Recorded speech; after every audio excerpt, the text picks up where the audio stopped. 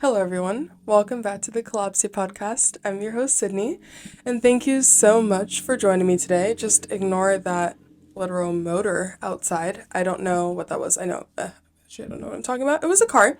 I hope that everybody is doing fantastic. I'm kind of all over the place, so sorry for that choppy opening. I literally opened this podcast up by saying, welcome back to the canceled podcast. Like, no, Sydney, that's not what this is. And I mixed it up, but welcome back to the episode. I'm so happy that you have come here to join me. On this episode, we will be getting into the concept of legacies and purpose, because I've been reading this book that I mentioned last week, and it's the Romancing Mr. Bridgerton book, right? And this one has been different from the others in that I find the characters a little bit annoying. And not necessarily that. They definitely got better. You know, I'm at the tail end of it. My goal was to finish this literally 6 days ago, but it's fine. That's how much I have left. This little part right here. If you're listening, it's like a 16th of the book that's left, essentially. But one of the major, parts of the plot in this episode is that the main character, Colin Bridgerton, one of the main characters, he is so unhappy with his life because he found that he has no purpose. He has no, work that he's left behind, no legacy, nothing that is, requires his presence, requires his attention. He feels almost anchorless, as though his whole life is, just prodding along.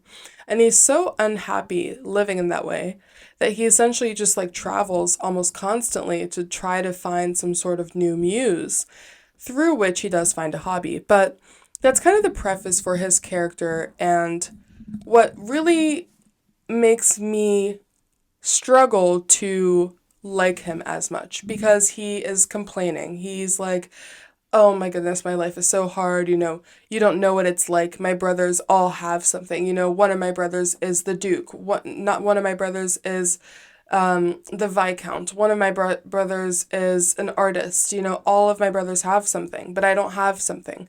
And that's his whole, dilemma throughout the entire story. And, Penelope, she has her own thing going on. If you guys don't know the series, then, read or watch and find out. I won't spoil anything. But I found that whole concept of leaving a legacy behind, or needing to have a legacy at all, or needing to have this purpose, very interesting. And I feel like it's not, a topic that has never been talked about before. We all know that the purpose of our, person and the purpose of our lives are sometimes unknown to us. Sometimes people will be like, I knew I was meant to do this thing. I knew I was meant to do that thing. I felt it deep in my soul. If you grew up playing the piano, for example, and you were really good at it, and you're like, this is what I meant to do. And then you keep going, whatever, you find your way and maybe end up finding a way to make money out of that. And that becomes your purpose, your legacy. I imagine that was Mozart's path. Who knows? But some people, find ourselves on the Colin side. It's like, what am I meant to be doing? What am I meant to be doing? And I mean, it's only really frustrating with him just because of how prestigious and how his life is set up for him. He has all of these resources, all of these people around him to allow him to, try different things out if he so chooses. He just doesn't take that initiative, essentially. And that's what I find difficult about his character. He doesn't always take that initiative to find a solution to his problem. Now, the thing about Colin, though, and we see it as the episode goes on, not the episode, I'm so sorry, the book, is that he finds his, tentacles risen or whatever. I don't know what I'm trying to say, but do you guys understand? His antenna went up, if you will, or his light bulb switch lit up. It's like, wait a minute. Maybe this is something, basically. And it made me really intrigued by the whole idea of how one finds their purpose. And I think a huge part of it boils down to awareness. Because a lot of the time, especially in today's, modern society, we're kind of going constantly, whether it's for school or for work or for a particular project or team or aspiration. We can become very tunnel visioned, at least in my perception. We become so tunnel visioned with a particular, path in life that we almost shield our awareness and shield our, perception of the world to only be shining light upon one particular experience. And that is so limiting, obviously. But, that's really, to me, the main reason why we're often unable to figure out what our purpose is. And I'm not even saying that a singular purpose is what each of one of us has. I definitely feel as though you can have multiple different, factions of your life and different, phases in your life where different things are going to be important to you, different things are going to excite you, different things are going to repel you. All of that is obviously going to change. You can't be sticking with the same thing for 80 years of your life and be happy doing so. I mean, some people will, but that won't always be the case, and we can't expect it to be the case. But I think that it's very interesting to me how he came to that realization and the power of that awareness and how that will lead you to a realization. Now, pulling back to the whole concept of a legacy, right, and the concept of a purpose, there is a distinction to be made between the two, and I feel like I have been blurring it in my mind this past week when I've been thinking about this topic. A legacy to me is quite egotistical. You're kind of setting your name on the map or putting your name on the map for generations to come. You're making yourself stand out in this sea of people. It's like, this is my legacy. I have a legacy. And when I think of legacies, I think of the Hamiltons, I think of, political powers, politics and careers. And I feel like that is one side of the coin. Now, your purpose, I feel like, is definitely goes hand in hand with the legacy. Your purpose can lead you to that legacy. But your purpose is often, talked about as something that is necessary from you in this life to produce or propagate, if you will. So if your purpose is to spread some kind of information, let's say that your purpose is to be some sort of leader, lead this, conglomeration of people to this goal or lead them through a struggle, lead, that can be a purpose, right?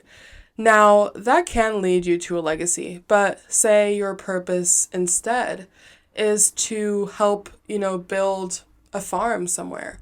Let's say that down the line, with this apocalyptic weather we're dealing with, my window is open because it was warm in my room, although I am going to shut it a little bit because all of a sudden, oh my goodness, I couldn't get it. Couldn't get it close from my angle. It's like 50 degrees. It's been 40 degrees all week. It's Christmas week. Make it make sense. Or week is, well, Christmas is next week, but basically this week, Anyway, those are the little specificities of the term. But either way, I feel like down the line, let's say that you need to build a farm and that's like the only way that you can have any type of food, right? Because everything's burned and everything's gone to shit because the world is burning. But let's say that that's a reality. And your purpose then is to be able to help sustain an environment or an ecosystem that's going to help, further on the life source for the community, or your purpose could be to build a certain tool and be able to do that. Or, your purpose can look numerous different ways. And I feel like as a society, we've kind of shifted from this whole priority of leaving a legacy behind and the politics of that. And, there was the whole needing to marry up. That's also why you want to have a legacy. You want to have your family, stand on the map so that you can ensure that later generations will still maintain or climb, the ladder. I feel like we're moving away from that, not only because of how many people there are, At this point in life, there are just so many people where it's going to be impossible to leave a legacy with the amount of imposition that it once had, circa 1800s. It's not going to be the same thing. Instead, we're kind of leaning into this search for a purpose, search for finding the right purpose for you and, sustaining that throughout your life. And I feel like the search for that purpose is what I'm seeing and what I don't want to say struggle with, but something that definitely consumes a lot of my thoughts, or not consumes, takes over a lot of my thoughts essentially. And the book kind of made me think about this, into more depth. And now we're going back to what I said before, which is the whole essentiality. I'm making up words now.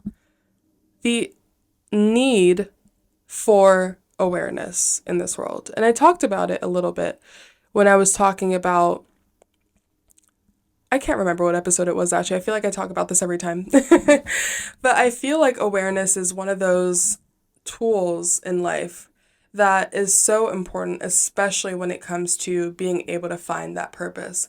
And I mean that in the way that if you listen to last week's episode, I discussed this thing called the human design chart.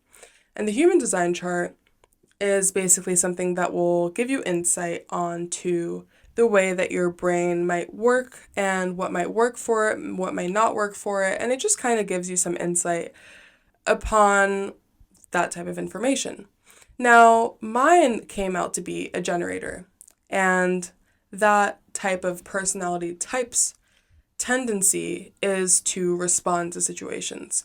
And your pro, or your inclination, or your sign that whatever you're doing is right for you, is satisfaction for a generator, personality type.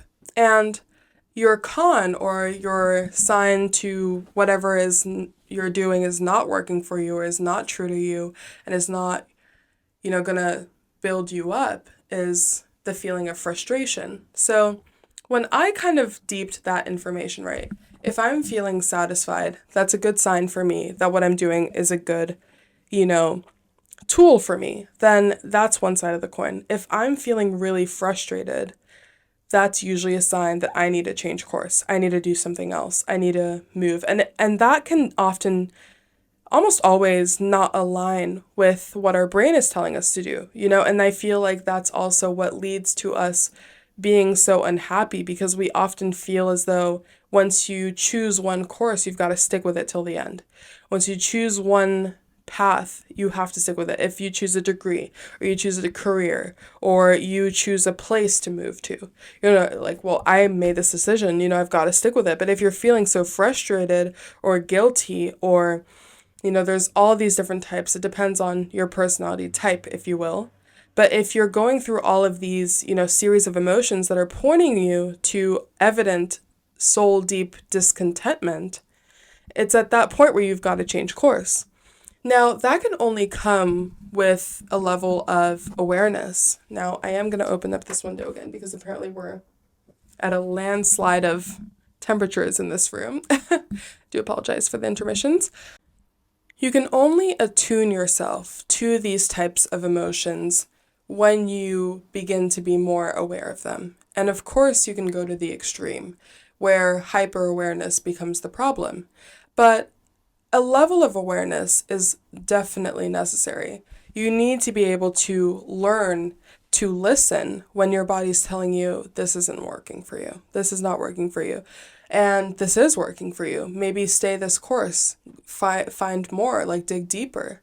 I feel like that's the only way that we're going to be able to find our quote unquote purpose. It's only going to be through these trial and error periods and this level of attunement to yourself and your present experience that you're going to find a way to find that purpose. Now, another big part of finding your purpose, right, is often brought upon after a stage of realization. And how do you reach a realization of any kind? In order to have a realization, you have to first be open to all the information coming your way. you need to be open to differences in opinions, differences in perspectives, differences in cultures, and, all things in difference is going to lead to something that you hadn't known prior, a realization. And I feel like that's a huge element of the excitement that surrounds finding your purpose or finding what serves you or finding what excites you. And it really just all boils down to maintaining that sort of openness and vulnerability through all of these stages, of your experience on Earth. When you think about it, a huge source of unhappiness is often led by this inability or this frustration or this guilt of feeling as though you're not living true to yourself and you're not fulfilling your purpose and you're not doing anything and you're not fulfilling anything, not making any steps forward, not helping yourself out, that can build and, fester inside of you and lead to, even further, mental problems or negative self talk or self deprecation. And you really want to halt that, at its root and halt what could turn on you, whether that's yourself as well. Oftentimes, if you shield yourself and cocoon yourself and that sustained experience and that constant way of living that isn't serving you, but it's comfortable, that's also a big part of why it can be really difficult to find your purpose. You find a lot of comfort, a deep sense of comfort in what you've known and done before. And, there's respect in that. There's respect in holding to your routines, holding on to your rhythms, and being able to stay with it for consistency, longevity. But if you find that and you attune to your emotions and find that that's not serving you and that's not helping you out, you have to surpass that fear and try these new things. Open yourself to these realizations. Be more aware to the way that you're feeling and the more that and the way that you respond to things, experiences, people. That's going to push you to kind of change that reality because your new life is going to cost you your old one. That's what they always say. Your new life will cost you your old one. And it's going to start with those little steps. And it's going to start with that kind of attunement to your environment and the people around you. And that will eventually push you in the direction that you need to be going. Because I, honestly believe that we only have, half of the control, or maybe even less, a third of the control over what happens in a lifetime. What is most important or most in our control is rather our reaction to it and our way of moving around it and our way of maneuvering around these difficult situations, these difficult times, these almost suffocating circumstances. Our reaction to that and the way that we move forward is what's going to help us, fall out of those negative habits and pick our way to, that designed or desired reality, that purpose that we seek. I don't know if all of that made sense, you guys. I don't know what's going on up here, honestly. No thoughts. No thoughts, actually. But I really hope some of that made sense to you. And I enjoyed discussing it. And please, please, please let me know your thoughts.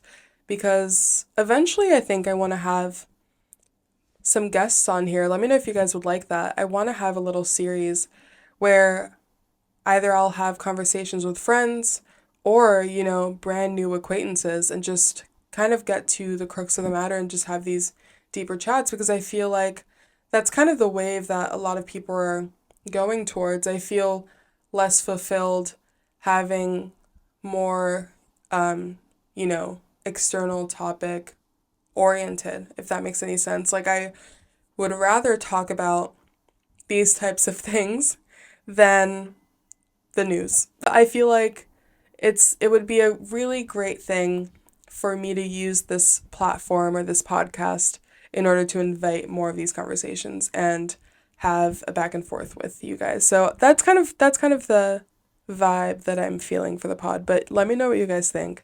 And I think, yeah, it would be nice to have someone else on the pod. Let's see, have more opinions up in here. But that's all for this week's episode, you guys. I really hope you enjoyed, and I hope some of it could advise you in some way. These are all lessons that I am learning, have learned, or am still learning. I definitely just want to use this podcast as kind of a thinking cup. Anything really, anything that pops into our heads, definitely deserves some time for rumination and, some contemplation. That's the word. Okay, hope you enjoyed. See you guys next week, and I hope you have an amazing weekend and Merry Christmas. Happy Hanukkah. Anything at all. Okay. Bye. Thanks for listening.